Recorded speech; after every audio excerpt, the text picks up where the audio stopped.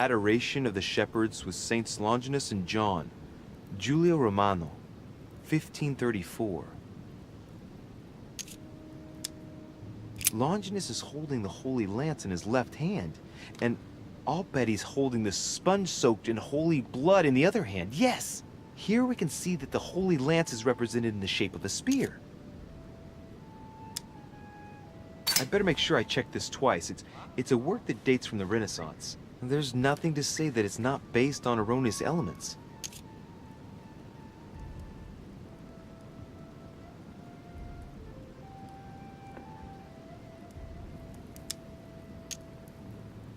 But I believe what I read in the letter from Milan addressed to Mortimer. There's every reason to believe that this painting has been modified according to his guidelines to represent the true shape of the Holy Lance, a spear shape. This work is an order from Lord Mortimer. All the details have been conceived with a specific goal in mind. Upon closer examination, you can see that even the style clashes with that of most of the other works in the manor. No, if Mortimer has taken special care as the conception and the exhibition of this painting in his study, in the same way as for the nightmare painting, it must be of some significance. And that is indeed the true shape of the Holy Lance, a spear shape. There's only one way of being sure. I'll have to find other clues that will confirm this information.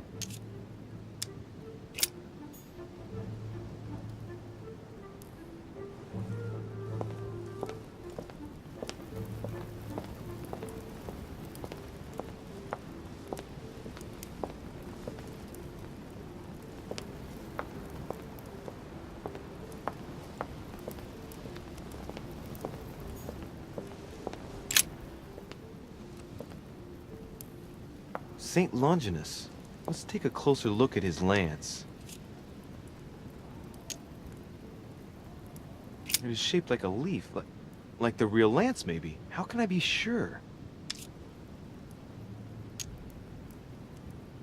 No, this is too easy. Mortimer's trying to throw me off the track again.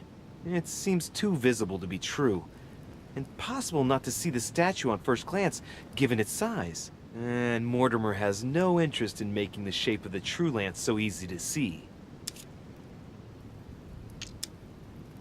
I think the statue does represent Longinus, armed with a lance that wounded Jesus, the Holy Lance. How can I find out if this is an exact representation? There's no way of being certain of it.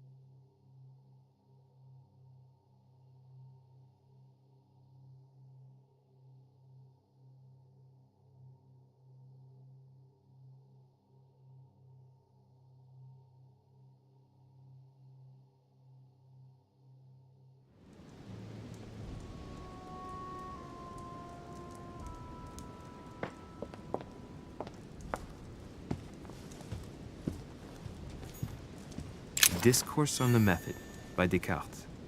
This book changed the way I looked at the world.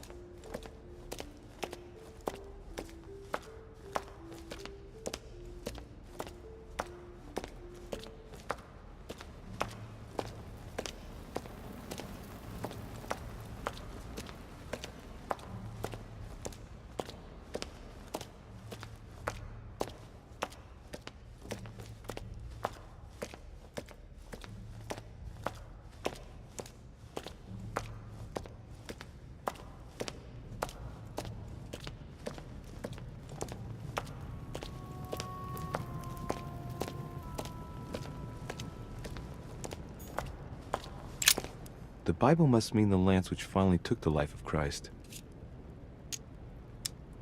The Gospel of St. John is the most detailed on the subject of the crucifixion. When they came to Jesus and saw that he was dead already, they broke not his legs, but one of the soldiers with a shimmering lance pierced his side, and forthwith there came out blood and water. And he that saw it bore witness, and his record is true, and he knoweth that he saith true, that ye might believe.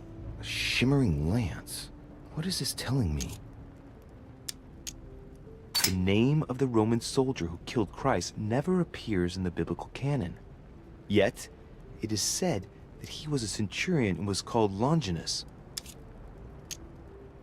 Medieval Hermetic traditions evoke the idea of using noble materials for relics, which the monasteries often made themselves in order to attract pilgrims. Of course, they had to inspire greatness. So here, we might think of gold, whereas a centurion could not have hoped for anything better than copper at the time. The true lance would not have been a luxurious weapon.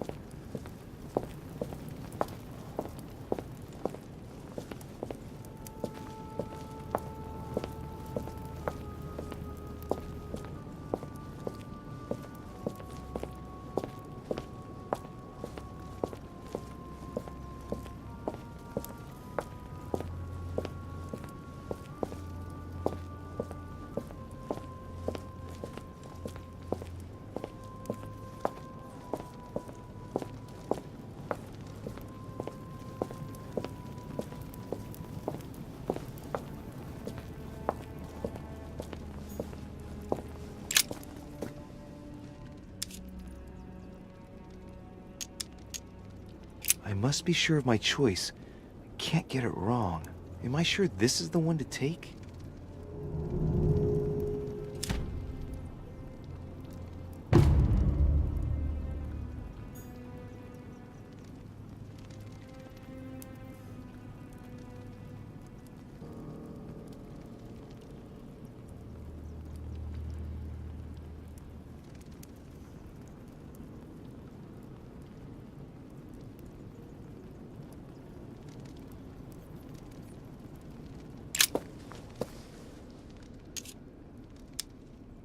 We can see that this lance has a leaf shape, and, well, it's in gold. I can see that a crucifix is engraved on the tip, just barely visible.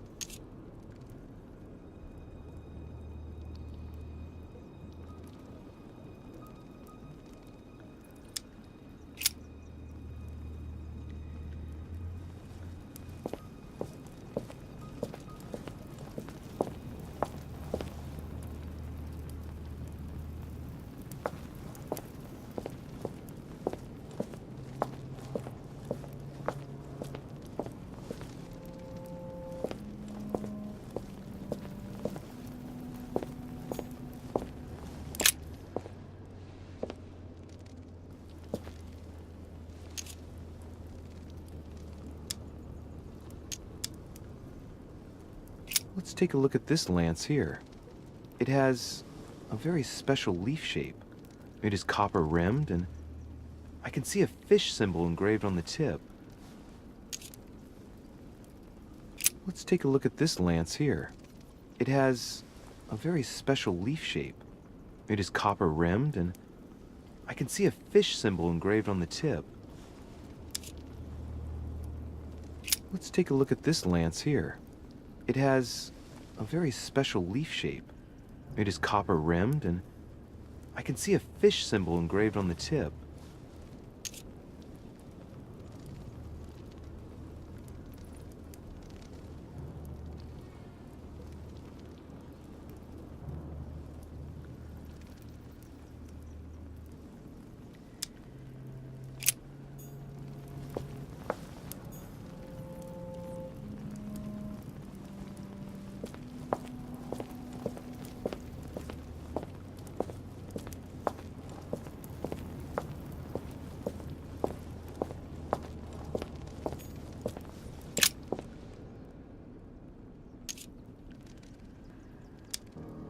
I can see that this lance has the shape of a boar spear. The blade is partially coated in copper, and I can just make out the symbol of the Eye of Ra engraved on the tip.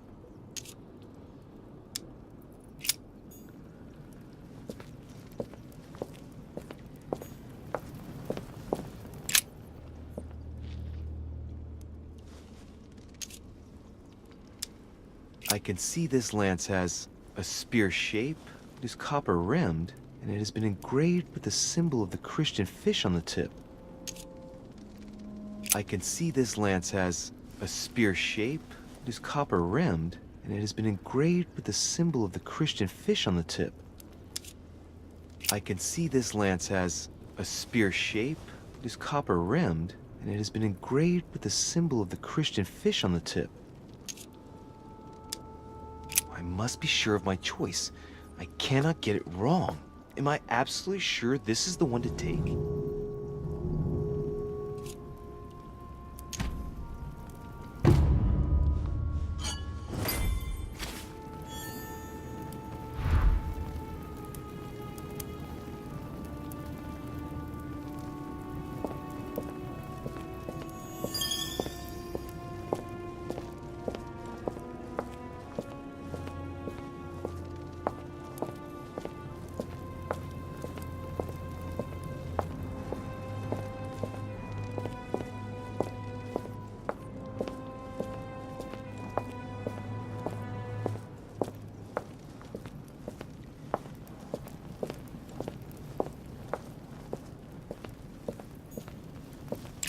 The sarcophagus of Lord Mortimer.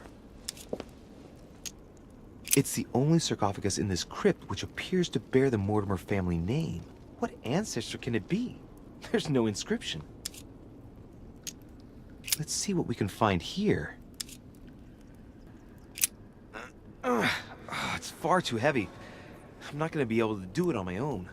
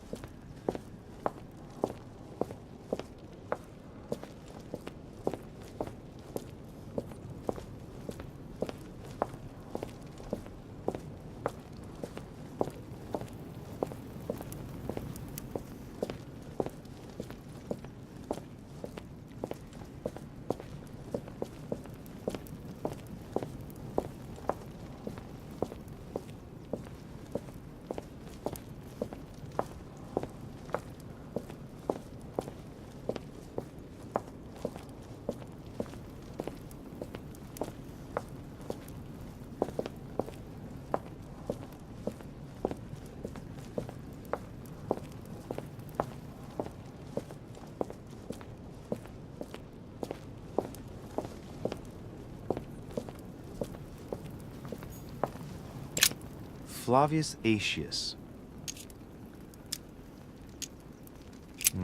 It was cut a long time ago. You can tell by the rough hacks of the tool and the patina of the stone. This sarcophagus is very ancient. I'd say it's several centuries old. I remember. He was the Roman general who defeated Attila and his hordes in the terrible battle of the Catalonian plains. Flavius Aetius, the one they call the last of the Romans. He was assassinated by his own emperor, who was jealous of all his victories. But how did he end up here?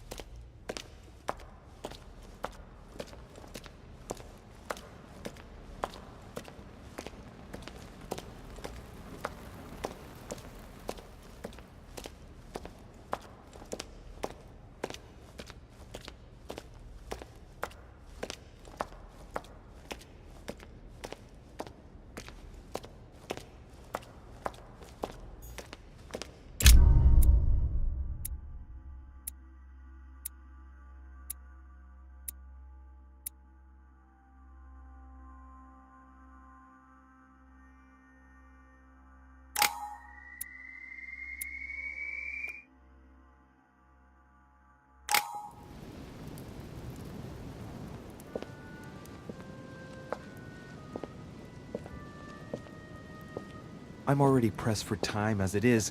Mother's waiting for me on the wharf.